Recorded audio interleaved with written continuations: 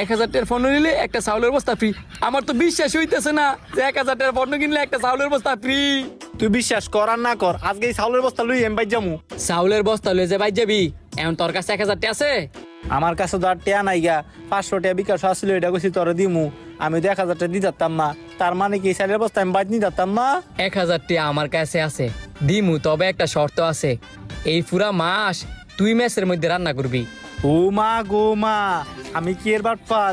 তুমি যে আমার বড় বাটপার, 1000 টাকা থাকতো কও টেয়া নাই? তুই জিমুন, তোর লগে তো ইমুনি করা লাগে। এখন তুই শর্তে রাজি আছিস? তুই শর্তে রাজি থাকলে ক। আমি যেহেতু চালের বস্তা নিমু স্বপ্ন দেখছি, চালের বস্তা নিই সারমু, আমি শর্তে রাজি।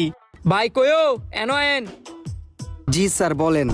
মিয়া ডর দেয় লাইছেন, 1000 টাকার পণ্য নিলে একটি চাউলের বস্তা ফ্রি, এটা কি সত্যি?